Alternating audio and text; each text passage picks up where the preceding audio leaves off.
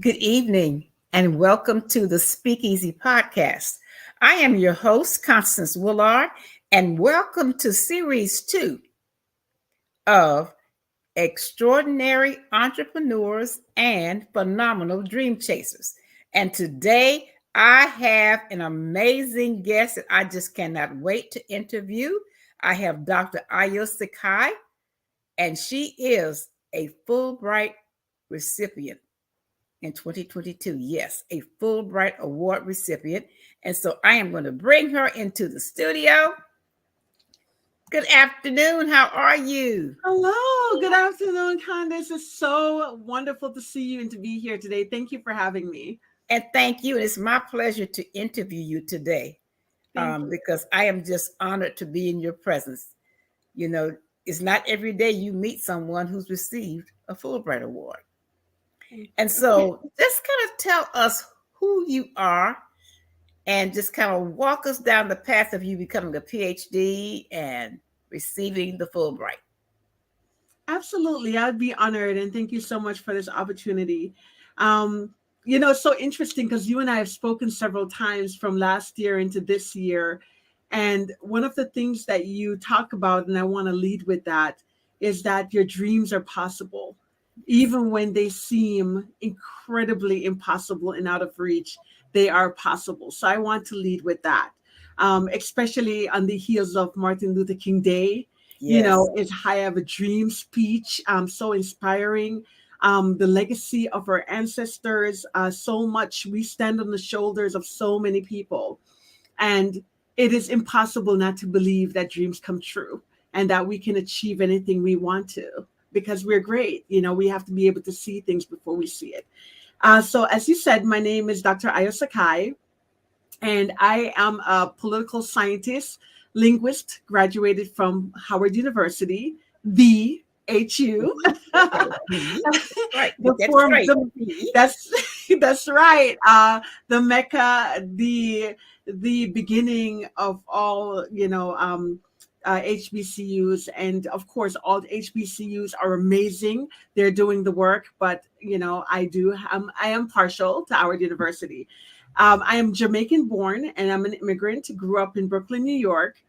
And when I came to Washington, D.C., I'd finished my master's program and I knew I wanted to go through a PhD, but I wasn't exactly sure if I had it in me or if I was going to be able to get accepted. We all know how difficult these programs are to get into and how hard it is, and all the details and notes and everything that you need to gather to apply for a doctoral program, any type of terminal degree, whether it's an MD, PharmD, PhD, a law degree. These are very, very difficult programs to apply to. And we know that Howard is one of the hardest programs to be accepted in. And I feel extremely lucky that I met a colleague at work, and he had invited me to attend an event at Howard University. And he said, just come on by, see what it's about. Never heard of a HBCU. I'm ashamed to say it at that time. Never heard of a HBCU. Being an immigrant, traveling around, showed up and it blew my mind. Met the department chair at that time, and she said, and I'm going to shout her out, Dr. Barbara Hines. And she said, you should apply. And I said, okay. And I applied, and shockingly, I got in. For me, on my first try, not even knowing what a prestigious honor that was, not even realizing that I would be traveling the path of such greatness. I took a chance and I followed my dream and I got in. And I started my PhD in 2015. And I was in the political science department where I met, of course, my amazing dissertation advisor, Dr. Darrell Harris.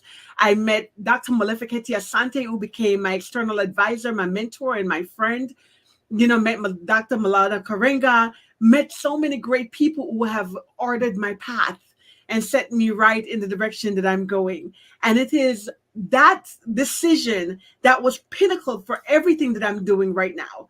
That one decision to attend that event snowballed into me meeting these amazing scholars who said to me, it was Dr. Maleficent Sante. As a matter of fact, I was taking a class, and I chose Dr. Sante as the theorist to review, called him up out of the blue, and he's in Temple in Philadelphia, called him up and he said, come on by, and interview me, because I wanted to know something about this phenomenal man that I couldn't find on the internet.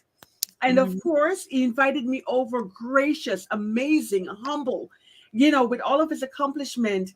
And he said to me, well, what is this publishing company you're doing? So out of that one thing, met Dr. Maleficent Asante. He saw my publishing company, gave my publishing company then that was just focusing on children's book and all manner of publishing, and said, you know what? You need to focus on social science publishing.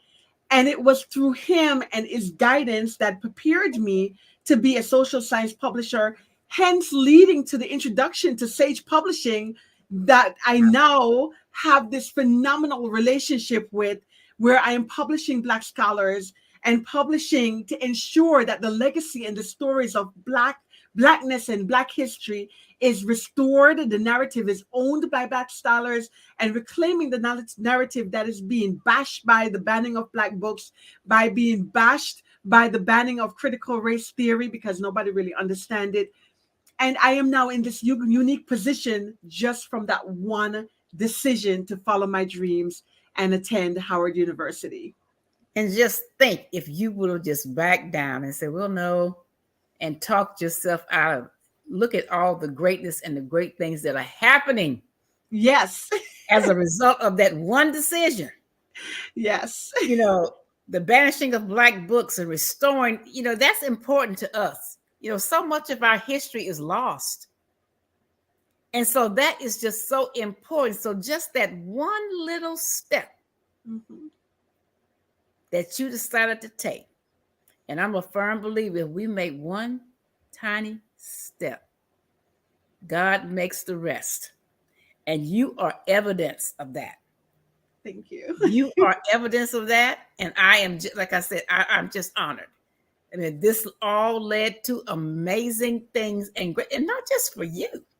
And see, that's what people don't understand. Your greatness is not all just about you. It's about those that you surround, and those that you encounter, and those that you have yet to encounter, okay, to make a difference in their lives. And so that's why none of us should sit back on our laurels and say, well, no, I'll let somebody else do it. No, why not you? Yes, you. Why not you? And you are evidence of that. You are an extraordinary and a phenomenal dream chaser. You chased your dream.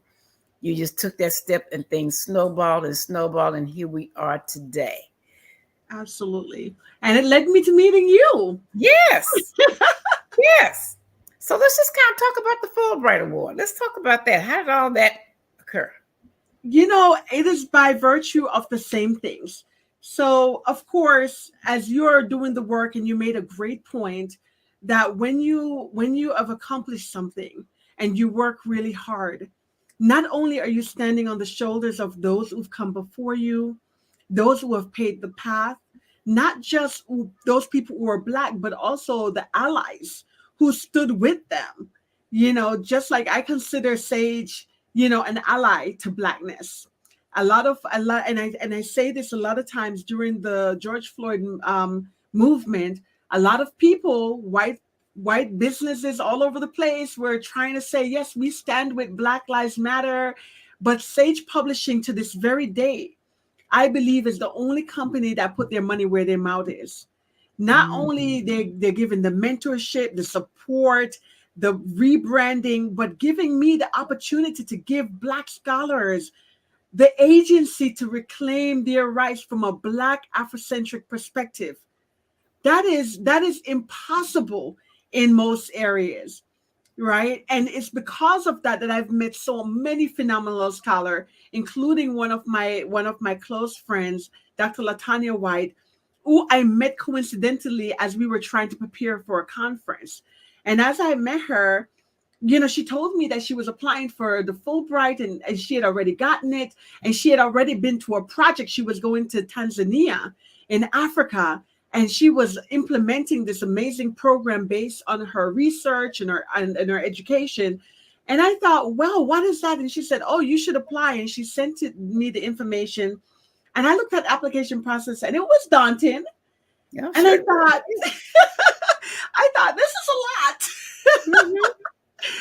And I sat on it and sat on it. And she and we kept building, and networking, not just with her, but other scholars, my advisors, the people who have come on board, to UWP, my executive advisor, Gianni De Lima, other scholars who are my editors, Dr. Walter Greason, Dr. Ronaldo Anderson, all of these amazing scholars who are helping me to build and rebrand and do this mission. And I turn and look at all of them, and I said, you know what? I need to do this. I mean, if I don't try, then I will never know. And if all else fail, at least I'll know I did my best. Yes. So another point is, when you're doing something, you have to put everything in it. You don't do it halfway. You don't compromise the value of what you're doing.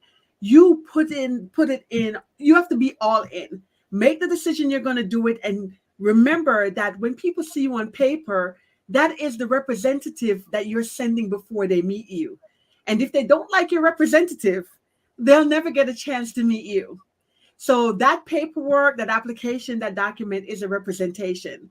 So it was by means, again, that one decision that snowballed into me leading to this point, to meet the people that I've met who have now opened my eyes and my horizon to say, this is an opportunity you should follow next.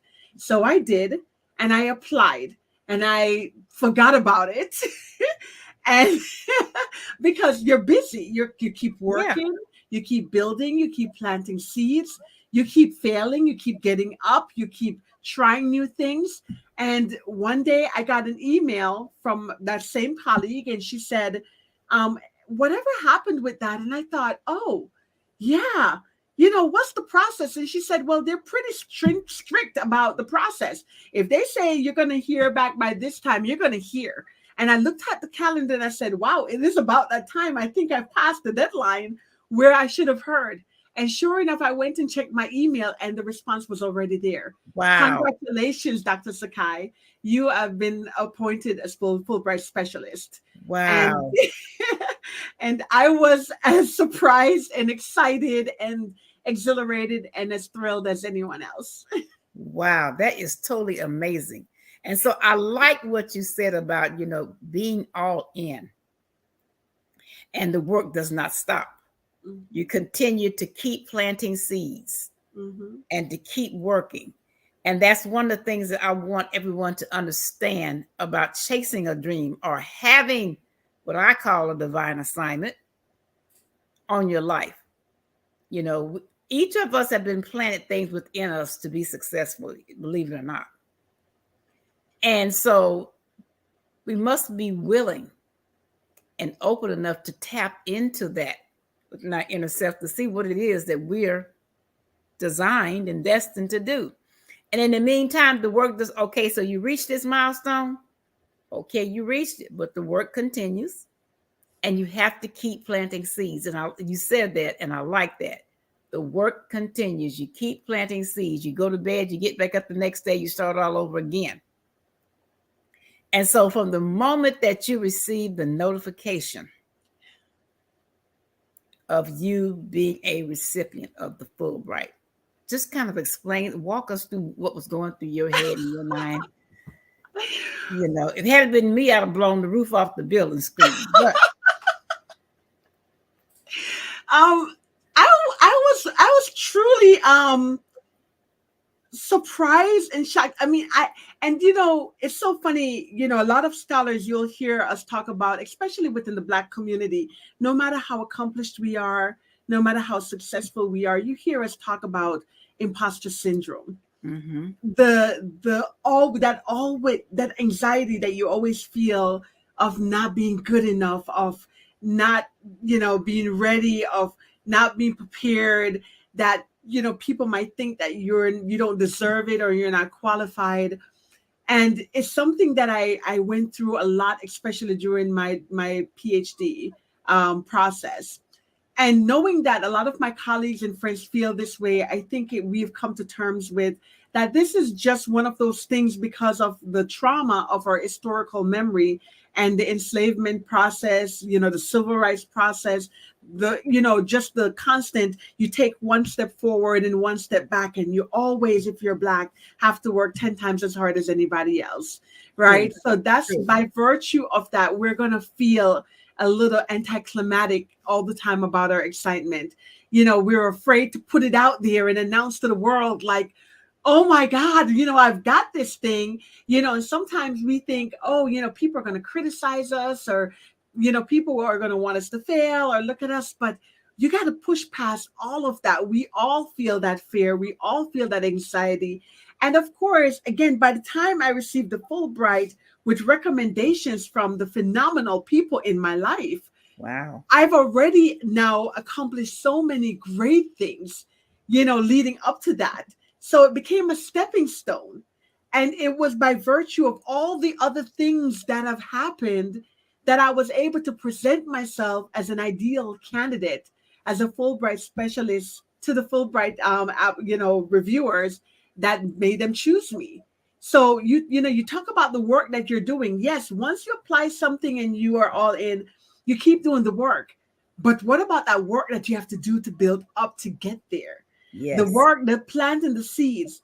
There was a podcast analyst, and my little girl is always telling me about this. There was a podcast analyst that talk about addicts, and how when we see people who are addicts or former addicts or people who are constantly failing, we think every time they go into what's the word I'm looking for, remission, or they not remission, Go to they rehab. backslide. Okay, Yeah, back they to go into rehab because they come out and they get back on drugs, or they start drinking alcohol again, or they pick up that bad habit. And then you see them fail, and you look at them and you go, oh my God, look at that person. They're never getting it right. They're always failing. Every time they go to rehab, people try to help them, they're not getting it right. But this particular podcaster said, every time that person fail, they are not starting back at the beginning.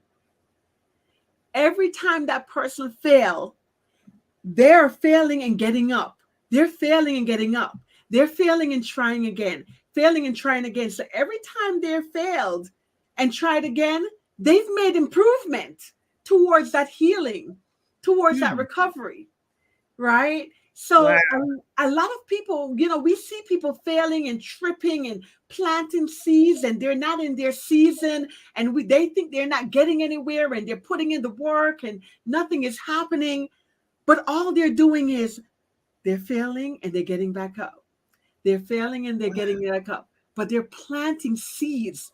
And one day, by the time you and I look around and we notice that that person is successful, or that person's achieving their goal, or you see that person everywhere and you wonder, oh, that person just pop out of nowhere.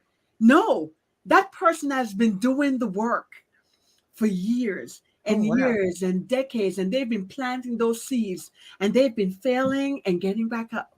They've been failing and getting back up, and they are never starting from the same starting part. They're starting from where they left off the last time, and they fail again, and they start again from the next point that they left off until they Wow. get it right. So we have to remember that we're not perfect. As a matter of fact, the story and the triumph is in our failure, and in our path, and in our planting the seed. So that's what I did. All the seeds that I planted, all of the stopping and start, when no one knew who I was, or knew what I was doing, or even knew what UWP Books was, or the mission. And when Dr. Asante saw my value and picked me up and led me in the direction, when Sage decided to partner with me, and everyone thought, well, why her and not somebody else? It's Mhm. by virtue of always doing the work, even when no one is watching, Wow. even when you think that it's not doing anything, even when you think you're not going anywhere. Always be so passionate about what you believe in and enjoy what you're doing so much that it doesn't matter if anybody's watching or anyone else believe in you. Because Just do by it. the time you put that seed, that blossom, and you go into your harvest season and you start reaping the rewards of your hard work and people see you, they will know that it was by virtue of the hard work that you did. Wow. I So like that. I like that analogy about they don't start all over. They just stop and pick up. They stop, they get up. mhm. They don't go all the way back to the beginning. I like that analogy. I love that. And that is so, and and I work in mental health, and I never thought about that with addiction. I never looked at it that way, that they're starting back from the point where they relapsed and not back to the very beginning. It's right there at that last relapse period. And I never looked at it like that. So, wow, that's totally amazing. And so, Ayo, just kind of tell us, you're doing all these wonderful things and to help us to restore a part of our missing and unknown history. Okay. And I think about this a lot because a lot of our old cooking methods and techniques are slowly dying. Mhm. And I think about myself with, after if my son does not take a stronger interest, that would be a lost art. Mhm. So I'm putting things together now, as far as something to kind of establish a legacy. Mhm. And I understand that people are eating different now, but every so often we long for those old foods that we had during childhood that our grandparents fixed or our parents fixed. We long for those and we desire those, especially at holidays. And so I'm putting all this together so, from my point of view, and as a representation of my ancestors, it won't be lost. Good. It won't be lost. And so my question to you is, what legacy are you building and establishing for anyone that's coming behind you, for any young aspiring writer like myself? What path should we take? What things should we do? How do we make ourselves more visible and recognizable? What things should we do? You that's a great question. And you made a great point earlier that we are all born with a divine assignment.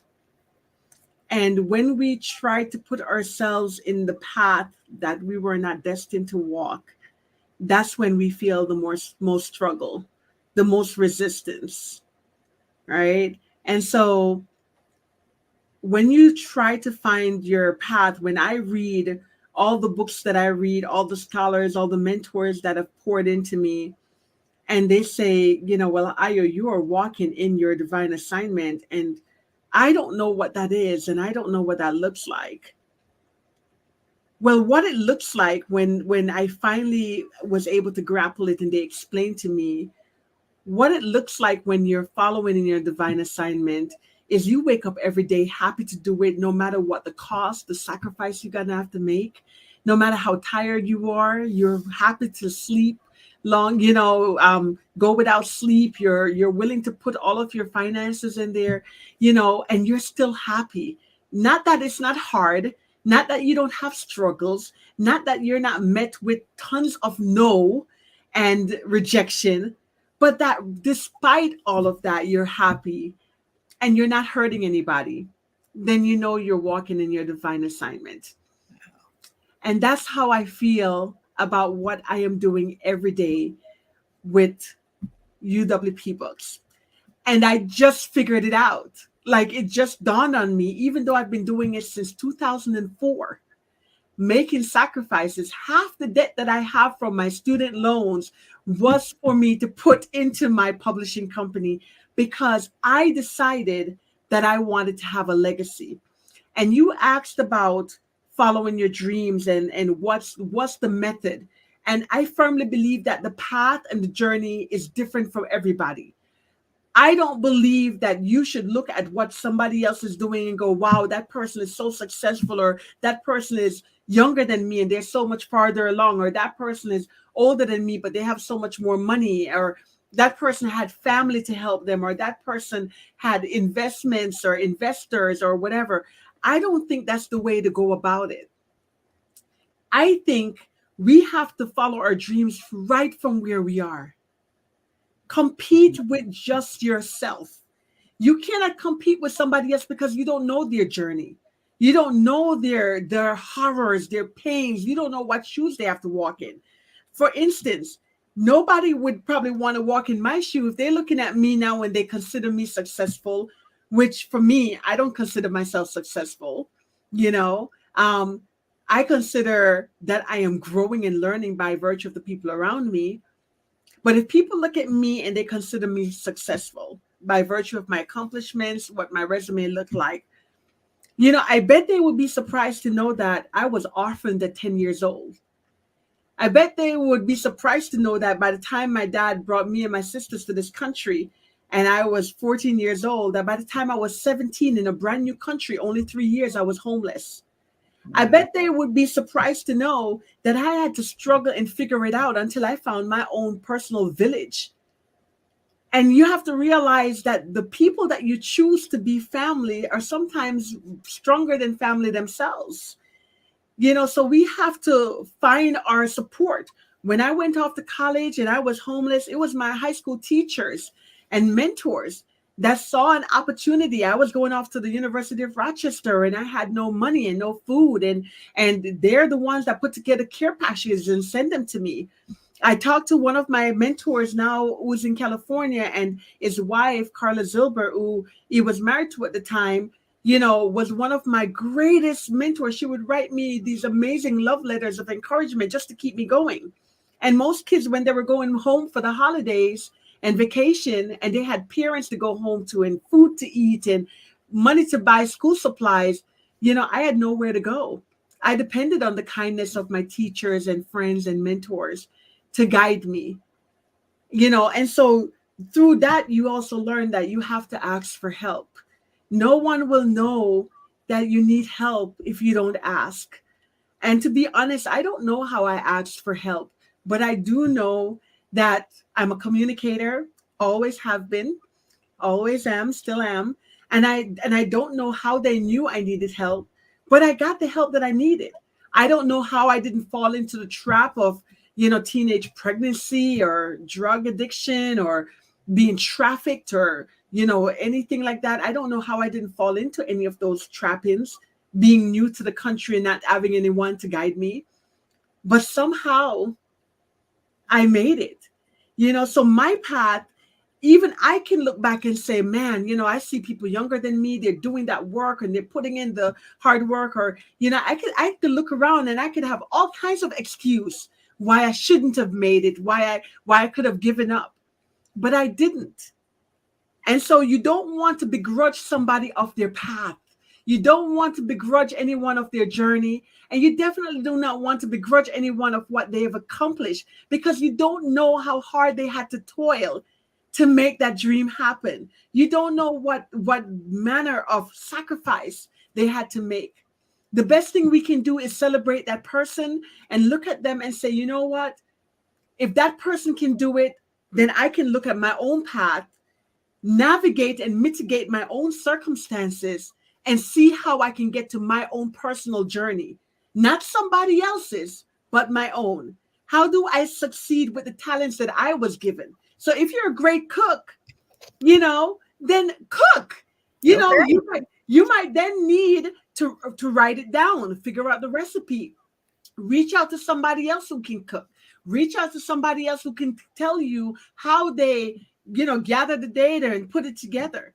I have this one girlfriend, who got her master's at Walden, and she's a phenomenal person working at the Pentagon. And she decided that she was, that she was going to put together a course. Phenomenal. You should have her on your show. She put together a course with over 1,000 pages. Wow. And in this course, it's teaching the basic things. You talk about cooking. Being Out of Style, she put together a course talking about the basic things that children are missing today, like how to balance a checkbook, Mm-hmm. how to open a bank account, how to get a trade, basic things about our young woman carry herself and how to keep house and stuff like that. I have another good friend and mentor who is Walk of Famer. I think she has a star in Washington D.C. She is the founder of a Woman's Wings, Samantha Lloyd. And what she does is she go and she live out in the streets with the homeless people. And her whole foundation is to help children of incarcerated parents on the holidays and give them food and a party and gifts, and then help their parents repatriate back into society. you know and she does wonderful things, and she's also writing a book on friendship and the relationship, the lost art of things, and she's older than I am. So it Yeah. really doesn't matter what you do. I look at my daughter, who's so much younger than I am, and the opportunity that she has, because she has, by virtue of parents and support, that I never had. But she's brilliant, and she also is talking about starting her own animation studio. She write, create, narrate her own story. She has a phenomenal YouTube channel, Sci-Fi. And and she's doing the thing, and she's already, like, 21 years old, finishing her master's degree, got her psychology degree from Carnegie Mellon, finishing up at NYU, and doing all the things that she wants to do. So again, what you said, it has nothing to do with how old or how young you are. You just have to find what it is that is in your heart that make you happy. The thing that when you get up every day that you can think about doing it all day long, and it doesn't pain you despite the sacrifices that you have to make. Even when I was doing my PhD program and I applied to and I started my first class, one of the first things that they tell you is that when you're choosing your dissertation topic, make sure you choose something that you love, because there will be days that you don't want to do it. There will be days when this thing is driving you crazy and you just cannot read another word, read another book. You just don't feel like you can keep going. And that's why a lot of people fall out, and they're ABD and they don't complete, right? It's because your passion has to be overwhelmingly stronger than the struggle that you have to go through to get it. Your Yes. your your divine order, your excitement, your purpose, your mission to do something has to be more important to you than yourself. And that's my legacy. That's the legacy I'm leaving behind. When I found out that you needed to own something as a child, I knew that reading and writing and art were my passion. I've always been good at it. I'm a poet. By virtue of that, I'm a political scientist with international affairs. I became a linguist. I did linguistic imperialism, studying language for my dissertation. And by virtue of it, I write. And by virtue of it, I'm a publisher. And I am now, by extension of all of that, finding others to bring into the loop with me to say, you know what? We have to stand the line of the great Black publishers, of the great people who came before us, the people who sacrificed so we could be free in this country. The people who gave up their own family and their own dream so that somebody ahead, one of us, can have a dream. We are standing on their shoulders. So I am doing that with publishing. I'm towing the line. And no matter what happened to me today, tomorrow, 10 years, a million years from now, the story will be told that there was a Dr. Ayo Sekai All who right. met a Dr. Molefeketi Asante and all the great scholars that surrounded me, who opened the doors to a sage publishing that believes so strongly in the agency of Afrocentric and Black-centered ideology, that books are written that tell the real story, the truth of Black history, of Black legacy, of who we are as a people, and that will never go away. Candace, if it wasn't written down in a book and it wasn't in a picture, it doesn't exist. Wow. And what they're trying to do is edit us out of history, with Mm. getting rid of Black books, with changing the narrative, which talking about Black people were the first immigrants and all that nonsense. They're editing history. And what I am doing, my legacy, is standing with all the Black scholars who are brave enough to say no. I am going to tell the uncensored truth, and I'm going to write it down, because guess what? A book is never going to go away. There's too many powerful people with their hands in that pocket. We have the Library of Congress. You know, you think that when Kindle came out, books were going to go away. No, we know that the largest percentage of people who are poor and struggling are Black children, and, you know, of course, children of color, you know, and white children too, but they don't see the demographic, the inequity the same way we do. Right. And if we're Mhm. struggling to put food on the table and a roof over our head, where are we going to get money to buy a laptop and a Kindle and pay for internet and batteries when they die? Yes. But a book, you could open that anywhere at any time, and your imagination is the limit of where you can go with a book. Yes. Okay, so that's the legacy that I'm trying to lay down, and standing the line with all the great scholars who have chosen to work with me. Well, I thank you so much for that. And you know, you made me think of something when you were talking. Back in the 1960s, probably like 1964, my parents bought me this book called Little Black Sambo. Mm. That book is no longer in circulation. Mm-hmm.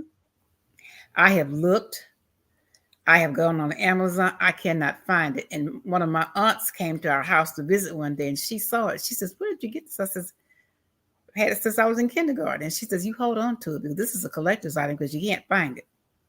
And she's right, you can't. And Mm-hmm. so, and it's an amazing story. So stories like that need to be brought back because it was an interesting story for me at 4 years old to read, you know. Four. And Wow. yeah, and so yeah, I've been reading since I was 3, thanks to one of my aunts. But yeah, Wow. so it's things like that that we've been robbed Mm-hmm. of our history. And so much was told by word of mouth. It needs to be brought to the forefront and up front. And I thank you for what you're doing with your publishing company and with Sage to make all that happen. I Thank thank you. you so much. I thank you so much. And so this is going to wrap up our session on extraordinary entrepreneurs and phenomenal dream chasers. Dr. Ayo Sekai is definitely a phenomenal dream chaser. She always has been, and she still is. And I thank her for it. I thank her so much for it. And until next time, may God continue to bless each of you richly today, tomorrow, and always. And have a good evening. Thank you.